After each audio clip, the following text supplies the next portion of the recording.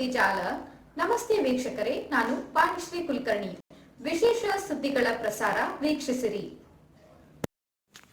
ಮೊದಲ ಬಾರಿಗೆ ರೂಪಾಯಿ 4 ಲಕ್ಷ ಕೋಟಿ ವೆಚ್ಚ ದಾಟಿದ ರಾಜ್ಯ ಬಜೆಟ್. ರಾಜ್ಯದ ಬಜೆಟ್ ವೆಚ್ಚವು ಮೊದಲ ಬಾರಿಗೆ ರೂಪಾಯಿ 4 ಲಕ್ಷ ಕೋಟಿ ದಾಟಿದೆ. ಮುಖ್ಯಮಂತ್ರಿ ಸಿದ್ದರಾಮಯ್ಯ ಅವರು ಶುಕ್ರವಾರ ಮಂಡಿಸಿದ 2025-26ರ ಆರ್ಥಿಕ ವರ್ಷಕ್ಕೆ ತಮ್ಮ 16ನೇ ಬಜೆಟ್ನಲ್ಲಿ ಒಟ್ಟು ಬಜೆಟ್ ವೆಚ್ಚ ರೂಪಾಯಿ 4,09,549 ಕೋಟಿ ಎಂದು ಅಂದಾಜಿಸಲಾಗಿದೆ. ಆದಾಗ್ಯೂ ಈ ಬಜೆಟ್ ಕೂಡ ಹಿಂದಿನ ವರ್ಷದ ಬಜೆಟ್ನಂತೆ ಆದಾಯ ಕೊರತೆಯ ಬಜೆಟ್ ಆಗಿದೆ. ಆದಾಯ ಕೊರತೆಯನ್ನು ರೂಪಾಯಿ 19,262 ಕೋಟಿಗೆ ನಿಗದಿಪಡಿಸಲಾಗಿದೆ. 2024-25ರಲ್ಲಿ ರೂಪಾಯಿ 27,354 ಕೋಟಿಯಿಂದ ಕಡಿಮೆಯಾಗಿದೆ. ಒಟ್ಟು ಆದಾಯ ರೂಪಾಯಿ 2,92,477 ಕೋಟಿ ಎಂದು ಅಂದಾಜಿಸಲಾಗಿದೆ. ಅದರಲ್ಲಿ ರೂಪಾಯಿ 2,08,100 ರಾಜ್ಯದ ಸ್ವಂತ ತೆರಿಗೆ ಆದಾಯ, ರೂಪಾಯಿ 16,500 ಕೋಟಿ ತೆರಿಗೆಯೇತರ ಆದಾಯ ಮತ್ತು ಭಾರತ ಸರ್ಕಾರದ ಆದಾಯ ರೂಪಾಯಿ 67,877 ಕೋಟಿ. ಒಟ್ಟು ಸಾಲಗಳನ್ನು ರೂಪಾಯಿ 1,16,000 ಕೋಟಿ ಎಂದು ಅಂದಾಜಿಸಲಾಗಿದೆ. ಲಭ್ಯ ಸಂಪನ್ಮೂಲಗಳನ್ನು ಸರ್ವರಿಗೂ ಲಭ್ಯವಾಗುವಂತೆ ನೋಡಿಕೊಳ್ಳುವುದು ಸರ್ಕಾರದ ಜವಾಬ್ದಾರಿ. ಆರ್ಥಿಕ ಅಭಿವೃದ್ಧಿ ಹಾಗೂ ಜನಕಲ್ಯಾಣಗಳ ನಡುವೆ ಸಮತೋಲನ ಸಾಧಿಸಿ ಸಾರ್ವತ್ರಿಕ ಮೂಲ ಆದಾಯ ಕಲ್ಪನೆಯ ಮೂಲಕ ಕರ್ನಾಟಕ ಅಭಿವೃದ್ಧಿ ಮಾದರಿಯನ್ನು ರೂಪಿಸುತ್ತಿದ್ದೇವೆ. ಪಂಚ ಗ್ಯಾರಂಟಿಗಳು ಸೇರಿದಂತೆ ನೀಡಿರುವ ಹಲವು ಕಲ್ಯಾಣ ಕಾರ್ಯಕ್ರಮಗಳು ಉಚಿತ ಕೊಡುಗೆಗಳಲ್ಲ. ಇವು ಆರ್ಥಿಕ ಮತ್ತು ಸಾಮಾಜಿಕ ತತ್ವದಲ್ಲಿ ಮಾಡಿರುವ ಹೂಡಿಕೆಗಳು ಎಂದು ಆತ್ಮವಿಶ್ವಾಸದಿಂದ ಹೇಳಬಯಸುತ್ತೇನೆ. ನಾಡಿನ ಖ್ಯಾತ ವಿದ್ವಾಂಸರಾಗಿದ್ದ ದಿನೇ ವೇಗವಾಗಿ ಬೆಳೆಯುತ್ತಿರುವ ರಾಜ್ಯದ ನಗರಗಳಲ್ಲಿ ನಾಗರಿಕರಿಗೆ ಸಮರ್ಪಕ ಮೂಲಸೌಕರ್ಯ ಹಾಗೂ ಗುಣಮಟ್ಟದ ಸೇವೆಗಳನ್ನು ಒದಗಿಸಲು ನಗರಾಭಿವೃದ್ಧಿ ಯೋಜನೆಗಳಿಗೆ ವಿಶೇಷ ಒತ್ತು ನೀಡಲಾಗಿದೆ. ಜೊತೆಗೆ ರಾಜ್ಯದ ಬೊಕ್ಕಸಕ್ಕೆ ಅತಿ ದೊಡ್ಡ ಕೊಡುಗೆ ನೀಡುವ ಬೆಂಗಳೂರು ಮಹಾನಗರ ಪಾಲಿಕೆ ಮೂಲಸೌಕರ್ಯ, ಸೇವಾ ಪೂರೈಕೆ ಹಾಗೂ ಸಂಚಾರ ಸುವ್ಯವಸ್ಥೆಗಳಿಗಾಗಿ ಬ್ರ್ಯಾಂಡ್ ಬೆಂಗಳೂರು ಎಂಬ ಪರಿಕಲ್ಪನೆಯಡಿ ಮಹತ್ವಾಕಾಂಕ್ಷಿ ಯೋಜನೆಗಳನ್ನು ಜಾರಿಗೊಳಿಸಲಾಗುತ್ತಿದೆ. ಜೊತೆಗೆ ರಾಜ್ಯದ ಬೊಕ್ಕಸಕ್ಕೆ ಅತಿ ದೊಡ್ಡ ಕೊಡುಗೆ ನೀಡುವ ಬೆಂಗಳೂರು ಮಹಾನಗರ ಪಾಲಿಕೆ ಮೂಲಸೌಕರ್ಯ, ಸೇವಾ ಪೂರೈಕೆ ಹಾಗೂ ಸಂಚಾರ ಸುವ್ಯವಸ್ಥೆಗಳಿಗಾಗಿ ಬ್ರ್ಯಾಂಡ್ ಬೆಂಗಳೂರು ಎಂಬ ಪರಿಕಲ್ಪನೆಯಡಿ ಮಹತ್ವಾಕಾಂಕ್ಷಿ ಯೋಜನೆಗಳನ್ನು ಜಾರಿಗೊಳಿಸಲಾಗುತ್ತಿದೆ. 2ನೇ ಮತ್ತು 3ನೇ ಹಂತದ ನಗರಗಳನ್ನು ಸಮಗ್ರವಾಗಿ ಅಭಿವೃದ್ಧಿಗೊಳಿಸುವುದರ ಮೂಲಕ ಬೆಂಗಳೂರಿನ ಮೇಲಿನ ಒತ್ತಡ ಕಡಿಮೆ ಮಾಡಲು ಯೋಜನೆಗಳನ್ನು ರೂಪಿಸಲಾಗಿದೆ. ಕರ್ನಾಟಕ ರಾಜ್ಯವು ವೇಗವಾಗಿ ಬೆಳವಣಿಗೆ ಹೊಂದುತ್ತಿರುವ ರಾಜ್ಯಗಳಲ್ಲಿ ಒಂದಾಗಿದ್ದು ದೇಶದ ಜಿಡಿಪಿಗೆ 8.4% ಕೊಡುಗೆ ನೀಡಿದೆ. 24-25ನೇ ಸಾಲಿನಲ್ಲಿ ರಾಜ್ಯ ಆರ್ಥಿಕತೆಯ ಬೆಳವಣಿಗೆಯು 7.4% ದಾಖಲಾಗಿದ್ದು ದೇಶದ ಆರ್ಥಿಕತೆಯು 6.4% ಬೆಳವಣಿಗೆ ಆಗಿದೆ. ರಾಜ್ಯವು ಆರ್ಥಿಕ ಅಭಿವೃದ್ಧಿಯ ಪಥದಲ್ಲಿ ಮುಂದುವರಿಯುತ್ತಿದ್ದು ಪ್ರಸಕ್ತ ವರ್ಷದಲ್ಲಿ ರಾಜ್ಯದ ಆರ್ಥಿಕ ಬೆಳವಣಿಗೆಯು ದೇಶದ ಆರ್ಥಿಕತೆಗಿಂತ ಹೆಚ್ಚಾಗಿದೆ.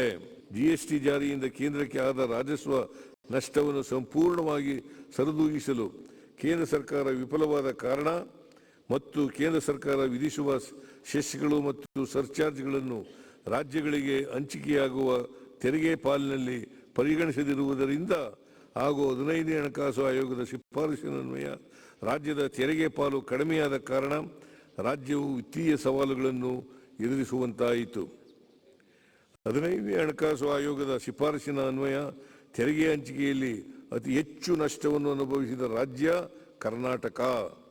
14ನೇ ಹಣಕಾಸು ಆಯೋಗವು ಕರ್ನಾಟಕಕ್ಕೆ ಶಿಫಾರಸು ಮಾಡಿದ್ದ ತೆರಿಗೆಯ ಪಾಲು 4.713ರಿಂದ 15ನೇ ಹಣಕಾಸು ಆಯೋಗದ ಅವಧಿಯಲ್ಲಿ 3.647ಕ್ಕೆ ಇಳಿಕೆಯಾಯಿತು. ಇದರಿಂದಾಗಿ ರಾಜ್ಯದ ತೆರಿಗೆ ಹಂಚಿಕೆಯು 23% ಕುಸಿತವಾಗಿ ರಾಜ್ಯವು ವಾರ್ಷಿಕ ಅಂದಾಜು 12,000 ಕೋಟಿ ರು ನಷ್ಟ ಅನುಭವಿಸಬೇಕಾಯಿತು. ಅಲ್ಲದೆ ಪ್ರಸಕ್ತ ಹಣಕಾಸು ವರ್ಷದಲ್ಲಿ ಗ್ಯಾರಂಟಿ ಯೋಜನೆಗಳಿಗಾಗಿ 51,034 ಕೋಟಿ ರೂಪಾಯಿ ಒದಗಿಸಲಾಗಿದೆ. ಕಳೆದ 2 ಆಯವ್ಯಯಗಳಲ್ಲಿ ಗ್ಯಾರಂಟಿ ಯೋಜನೆಗಳನ್ನು ಅನುಷ್ಠಾನ ಮಾಡುವುದರ ಜೊತೆಗೆ ವಿತ್ತೀಯ ಕೊರತೆಯನ್ನು ಜಿಎಸ್ಡಿಪಿಯ ಶೇಕಡ 3 ಮಿತಿಯೊಳಗೆ ಮತ್ತು ಒಟ್ಟು ಹೊಣೆಗಾರಿಕೆಯನ್ನು ಜಿಎಸ್ಡಿಪಿಯ ಶೇಕಡ 25 ಮಿತಿಯೊಳಗಡೆ ನಿಯಂತ್ರಿಸುವ ಮೂಲಕ ವಿತ್ತೀಯ ಶಿಸ್ತನ್ನು ಪಾಲಿಸಲಾಗಿರುತ್ತದೆ ಎಂಬುದು ಗಮನಾರ್ಹ. ರಾಜ್ಯದ ರಸ್ತೆ ಮತ್ತು ಮೂಲಸೌಕರ್ಯ ಅಭಿವೃದ್ಧಿಗಾಗಿ ಮುಖ್ಯಮಂತ್ರಿ ಮೂಲಸೌಕರ್ಯ ಅಭಿವೃದ್ಧಿ ಕಾರ್ಯಕ್ರಮ ಎಂಬ ಹೊಸ ಯೋಜನೆಯನ್ನು ಜಾರಿಗೆ ತರಲಾಗುವುದು. ಈ ಯೋಜನೆಯ ಮೂಲಕ ರಾಜ್ಯದ ಎಲ್ಲ ವಿಧಾನಸಭಾ ಕ್ಷೇತ್ರಗಳಿಗೂ ರಸ್ತೆ, ಸಣ್ಣ ನೀರಾವರಿ ಹಾಗೂ ಮೂಲಸೌಕರ್ಯ ಒದಗಿಸಲು 8,000 ಕೋಟಿ ರೂಪಾಯಿ ನೀಡಲಾಗುವುದು. ಭಾಷಾ ವಿಚಾರವಾಗಿ ಸ್ಟಾಲಿನ್ ವಿರುದ್ಧ ಅಮಿತ್ ಶಾ ವಾಗ್ದಾಳಿ. ತಮಿಳುನಾಡಿನಲ್ಲಿ ಎಂಜಿನಿಯರಿಂಗ್ ಮತ್ತು ವೈದ್ಯಕೀಯ ಶಿಕ್ಷಣವನ್ನು ತಮಿಳು ಭಾಷೆಯಲ್ಲಿ ನೀಡುವಂತೆ ಕೇಂದ್ರ ಗೃಹ ಸಚಿವ ಅಮಿತ್ ಶಾ ಅವರು ತಮಿಳುನಾಡು ಮುಖ್ಯಮಂತ್ರಿ ಎಂಕೆ ಸ್ಟಾಲಿನ್ ಅವರಿಗೆ ಸವಾಲು ಎಸೆದಿದ್ದಾರೆ. मैं आज तमिलनाडु की इस धरती से देश के भाषी भाषाओं में पढ़ने वाले हर युवा को एक बात जरूर बताना चाहता हूं. अब तक सीएपीएफ की भर्ती में आपकी मातृभाषा का स्थान नहीं था. आप बंगाली में सीएपीएफ की परीक्षा नहीं दे सकते थे, आप कन्नड़ में नहीं दे सकते थे, आप तमिल में भी नहीं दे सकते थे. नरेंद्र मोदी जी ने निर्णय किया कि सभी 8वीं सूची की अनुसूची की भाषाओं में अब हमारे युवा परीक्षा दे पाएंगे. तमिलनाडु के युवा भी अब तमिल में परीक्षा दे पाएंगे. इस मौके पर मैं तमिलनाडु की धरती पर आया हूं तो तमिलनाडु के मुख्यमंत्री को भी आग्रह करना चाहूंगा कि कई राज्यों ने पहल की है. मेडिकल की शिक्षा और इंजीनियरिंग की शिक्षा में स्थानीय भाषा में अभ्यासक्रम बनाए गए हैं. मेरा आग्रह है तमिलनाडु के मुख्यमंत्री को कि तमिलनाडु में भी तमिल भाषा में मेडिकल और इंजीनियरिंग का एजुकेशन शुरू किया जाए, शीघ्र किया जाए. और मैं मानता हूं इससे न केवल अपनी मातृभाषा मजबूत होगी और तमिल माध्यम में पढ़े हुए बच्चों को आगे पर समान अवसर मिलेंगे. मैं आशा करता हूं कि वो जल्दी ही इस पर कुछ कदम उठाएंगे. मैं 2 साल से कह चुका हूं पर अभी तक कोई परिणाम नहीं मिला है. मुझे आशा है कि आज वो जरूर कुछ पहल कर. ಚಿನ್ನ ಕಳ್ಳ ಸಾಗಣೆ ಪ್ರಕರಣ, ನಟಿ ರಾನ್ಯಾ ರಾವ್ಗೆ 3 ದಿನಗಳ ಡಿಆರ್ಐ ಕಸ್ಟಡಿ. ದೇಶಕ್ಕೆ ಚಿನ್ನ ಕಳ್ಳ ಸಾಗಣೆ ಮಾಡಿದ್ದಕ್ಕಾಗಿ ಬಂಧಿಸಲ್ಪಟ್ಟ ನಟಿ ರಾನ್ಯಾ ರಾವ್ ಅವರನ್ನು ವಿಚಾರಣೆ ಮತ್ತು ಹೆಚ್ಚಿನ ತನಿಖೆಗಾಗಿ ಕಂದಾಯ ಗುಪ್ತಚರ ನಿರ್ದೇಶನಾಲಯ 3 ದಿನಗಳ ಕಸ್ಟಡಿಗೆ ನೀಡಿ ಬೆಂಗಳೂರಿನ ಆರ್ಥಿಕ ಅಪರಾಧಗಳ ನ್ಯಾಯಾಲಯ ಶುಕ್ರವಾರ ಆದೇಶ ಹೊರಡಿಸಿದೆ. ರಾನ್ಯಾ ಬಂಧನದ ನಂತರ ಅವರಿಗೆ ಪುರಾವೆಗಳು ದೊರೆತಿದ್ದು ದೃಢೀಕರಣದ ಅಗತ್ಯವಿರುವುದರಿಂದ ಡಿಆರ್ಐ ಅವರು ರಾನ್ಯಾ ಅವರ ಜಾಮೀನು ಅರ್ಜಿಗೆ ಆಕ್ಷೇಪ ವ್ಯಕ್ತಪಡಿಸಿದ ನಂತರ ನ್ಯಾಯಾಲಯವು ಗುರುವಾರ ಆದೇಶವನ್ನು ಕಾಯ್ದಿರಿಸಿತ್ತು. ಕಸ್ಟಡಿ ಕೋರಿದಾಗ ಡಿಆರ್ಐ ರಾಷ್ಟ್ರೀಯ ಭದ್ರತೆಯನ್ನು ಉಲ್ಲೇಖಿಸಿತ್ತು ಮತ್ತು ತನಿಖೆಗೆ ಅಪಾಯವನ್ನುಂಟು ಮಾಡುವ ಕೆಲವು ಸೂಕ್ಷ್ಮ ಮಾಹಿತಿಯನ್ನು ಸಾರ್ವಜನಿಕವಾಗಿ ಬಹಿರಂಗಪಡಿಸಲು ಸಾಧ್ಯವಿಲ್ಲ ಎಂದು ನ್ಯಾಯಾಲಯಕ್ಕೆ ತಿಳಿಸಿತ್ತು. ಆದರೆ ಅದು ಮುಚ್ಚಿದ ಲಕೋಟೆಯಲ್ಲಿ ಪ್ರಮುಖ ಸಾಕ್ಷ್ಯಗಳನ್ನು ಒದಗಿಸುತ್ತದೆ. ಶ್ರೀ ವಿಶ್ವೇಶತೀರ್ಥ ಸ್ಮಾರಕ ಆಸ್ಪತ್ರೆ ಉದ್ಘಾಟಿಸಿದ ಕೇಂದ್ರ ಸಚಿವ ಅಮಿತ್ ಶಾ. ಶ್ರೀ ವಿಶ್ವೇಶತೀರ್ಥ ಸ್ಮಾರಕ ಆಸ್ಪತ್ರೆಯು ಜನಸಮುದಾಯಕ್ಕೆ ವಿಶ್ವ ದರ್ಜೆಯ ಜತೆಗೆ ಕೈಗೆಟುಕುವ ವೈದ್ಯಕೀಯ ಸೇವೆಯನ್ನು ಒದಗಿಸಲಿ ಎಂದು ಕೇಂದ್ರ ಗೃಹ ಸಚಿವ ಅಮಿತ್ ಶಾ ಹೇಳಿದರು. ಮಾರತ್ತಹಳ್ಳಿಯಲ್ಲಿ ಶ್ರೀಕೃಷ್ಣ ಸೇವಾಶ್ರಮ ಟ್ರಸ್ಟ್ ने सबके जीवन में प्रसन्नता, ये दोनों सूत्रों को आगे बढ़ाया है. आज विश्व प्रसिद्ध उडुपी मठ, परम पूजनीय माधवाचार्य जी के साथ जुड़ा हुआ मठ, आज सेवा की उनकी जो महान परंपरा है उसमें एक और मोती जोड़कर आगे बढ़ रहा है. मुझे प्रसन्नता है कि बेंगलोर के हृदय के अंदर कर्नाटक के मध्य भाग में ये गरीब दर्दियों के लिए, समाज के निचले तबके के लोगों के लिए मुफ्त इलाज का एक आधुनिक सेंटर वर्षों तक लोगों की सेवा करेगा। मैं इसके लिए मठ के सभी कर्ता धर्ता को बहुत बहुत अभिनंदन करना चाहता हूं।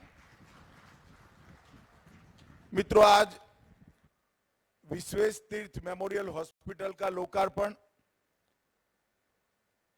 बेंगलोर में 2 एकड़ भूमि पर 60 करोड़ की लागत से 150 बेड की मल्टी स्पेशलिटी हॉस्पिटल के साथ अफोर्डेबल हेल्थ केयर का एक नया सेंटर बनेगा। इसमें 60% बेड गरीब लोगों के लिए रिजर्व रखे गए हैं और एक क्रॉस सब्सिडाइजन से गरीब दर्दियों की सेवा करने का ये प्रकल्प CT scan, MRI, ultrasound, dialysis ऐसी कई सुविधाओं से युक्त किया गया है।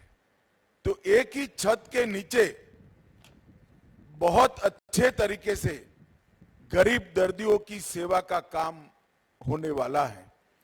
श्री कृष्ण सेवाश्रम ट्रस्ट हमेशा से समाज के गरीब और वंचित लोगों की सेवा के लिए काम कर रहा है। ट्रस्ट की स्थापना श्रद्धेय विश्वेश तीर्थ स्वामी जी ने की और आज उनके उत्तराधिकारी विश्व प्रसन्न तीर्थ स्वामी जी इसको आगे बढ़ा रहे हैं। मुझे पूरा भरोसा है कि ये ट्रस्ट आने वाले कई सालों के लिए इस सेवा का काम आगे बढ़ाता रहेगा।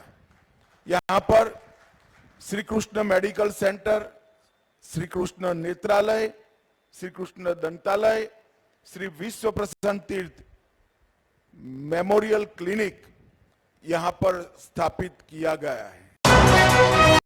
ಬಜೆಟ್ ಪ್ರತಿಕ್ರಿಯೆ. ಅತ್ಯಂತ ನಿರಾಶಾದಾಯಕ ಬಜೆಟ್. ಆರ್ ಅಶೋಕ್. ಮುಖ್ಯಮಂತ್ರಿ ಸಿದ್ದರಾಮಯ್ಯ ಮಂಡಿಸಿದ ರಾಜ್ಯ ಬಜೆಟ್ ಅತ್ಯಂತ ನಿರಾಶಾದಾಯಕ, ಅಭಿವೃದ್ಧಿ ಶೂನ್ಯ, ದೂರದೃಷ್ಟಿ ರಹಿತ, ಅಡ್ಡಕಸುಬಿ ಬಜೆಟ್ ಎಂದು ವಿಧಾನಸಭೆಯ ವಿರೋಧ ಪಕ್ಷದ ನಾಯಕ ಆರ್ ಅಶೋಕ್ ಪ್ರತಿಕ್ರಿಯಿಸಿದ್ದಾರೆ.